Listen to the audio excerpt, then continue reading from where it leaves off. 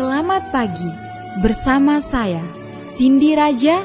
Mari awali aktivitas dan pelayanan Anda melalui renungan pagi bersama Allah di waktu fajar. Dengan doa dan bimbingan darinya, kita dapat diyakinkan bahwa pada hari yang mulia itu, ketika Yesus kembali untuk mengklaim miliknya, bahwa kita akan menunggunya di sana dengan tangan terbuka dan disambut ke hadiratnya yang kekal. Ditulis oleh Ellen G. White bersama Pendeta Denny Kanajo. Selamat mendengarkan. Shalom, selamat pagi para pendengar yang diberkati oleh Tuhan dimanapun Anda berada saat ini. Kita akan sama-sama mendengarkan firman Tuhan melalui audio Renungan Pagi pada tanggal 25 Maret 2022 dengan judul Pernyataannya Dijanjikan.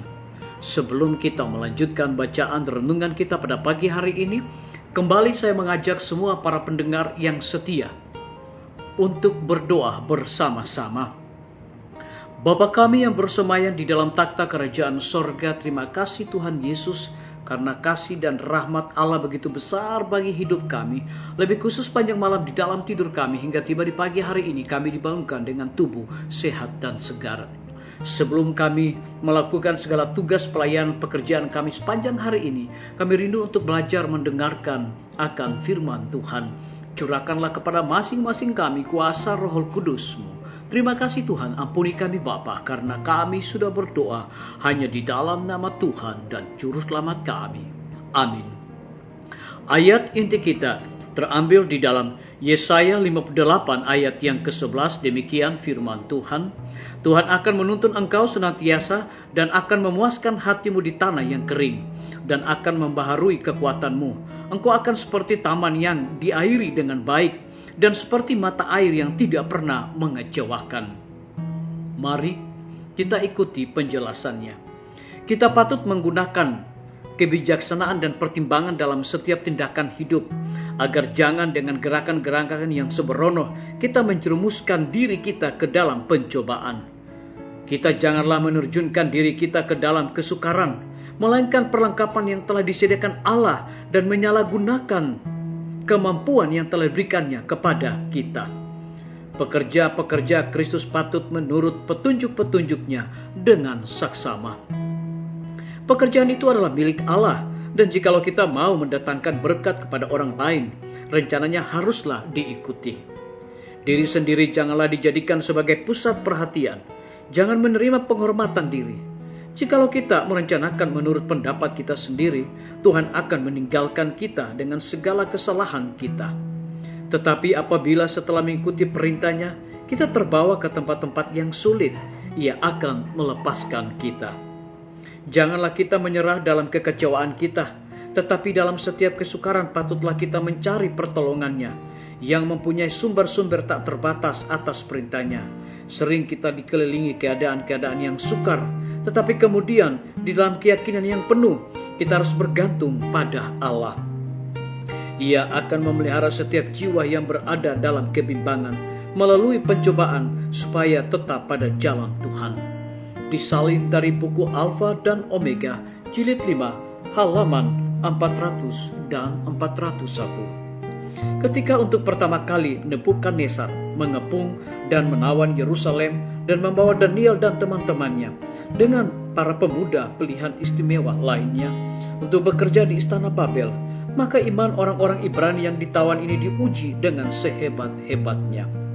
Tetapi mereka yang sudah belajar menaruh pengharapan mereka pada janji-janji Allah, menemukan ini semuanya memuaskan dalam setiap pengalaman yang mereka harus lewati selama pengembaraan mereka di suatu negeri asing. Ternyata bagi mereka, kitab suci adalah suatu penuntun dan perlindungan. Disalin dari buku Alfa dan Omega, jilid 4, halaman 49. Biarlah bacaan renungan kita saat ini akan menjadi berkat bagi kita semua. Mari kita tunduk kepala dan kita berdoa. Bapa di sorga, terima kasih Tuhan, oleh karena firman-Mu pada pagi hari ini memberikan kekuatan, memberikan berkat, semangat, motivasi bagi kami untuk terus percaya kepada Tuhan untuk melakukan segala tugas pelayanan pekerjaan kami sepanjang hari ini. Lebih daripada itu, memberikan penekanan khusus kepada kami. Janganlah kita menyerah dalam kekecewaan kita, tetapi dalam setiap kesukaran patutlah kita mencari pertolongannya yang mempunyai sumber-sumber tak terbatas atas perintahnya. Terpujilah namamu ya Tuhan. Pada pagi hari ini hamba berdoa untuk pemerintah kami. Tuhan memberkati Bapak Presiden bersama Wakil Presiden, para menteri dan seluruh stafnya, Bapak Gubernur bersama wakil, Bapak Wali Kota bersama wakil, Bapak Bupati bersama wakil, camat dan seluruh stafnya, kepala desa, lurah, RT, RW, dimanapun mereka berada saat ini. Mereka membutuhkan pertolongan kuasa Tuhan yang ajaib. Curahkanlah hikmat dan pengetahuan sorga agar mereka dapat menjalankan roda pemerintahan di tengah-tengah pandemi dan kesukaran hidup saat sekarang ini. Biarlah semuanya itu boleh sesuai dengan amanat dan titah daripada Tuhan sendiri. Kami juga berdoa untuk para tim medis. Tuhan berkati dokter, perawat, bidan, semua para pekerja kesehatan yang ada di setiap rumah sakit, bahkan puskesmas yang ada di Indonesia.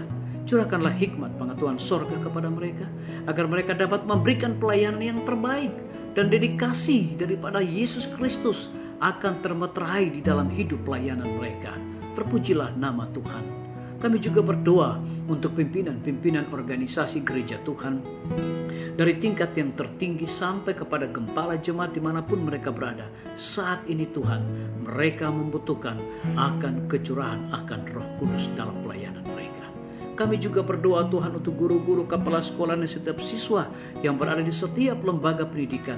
Biarlah mereka dapat mendidik anak-anak bukan hanya sekedar memperoleh pengetahuan dunia, tetapi yang paling terutama adalah anak-anak memiliki karakter Yesus Kristus. Kami menyerahkan TNI, Polri, PNS, wira swasta, petani, pedagang, nelayan, ojek online, dan saudara-saudara kami yang ada di dalam penjara. Kiranya Tuhan lawat mereka, hiburkan mereka, lindungi mereka, cukupkan kebutuhan mereka, dan berikan hikmat pengetahuan sorga agar mereka juga bertanggung jawab di dalam segala tugas yang Tuhan percayakan kepada masing-masing mereka. Kami berdoa untuk para pendengar yang setia yang berulang tahun saat ini. Dengan bertambahnya usia yang Tuhan percayakan di dalam hidup mereka, mereka selalu bersyukur dan juga melayani Tuhan senantiasa. Yang berada di dalam kebebasan dan ketidakpastian hidup, Tuhan berikan iman yang teguh untuk mereka terus berharap, bersandar hanya kepada Tuhan Yesus. Terima kasih Tuhan, dengarlah doa kami Bapa, dan mau mengampuni segala dosa kami, karena kami sudah berdoa hanya di dalam nama Tuhan dan Juru Selamat kami. Amin. Sampai jumpa. Tuhan Yesus memberkati kita semua.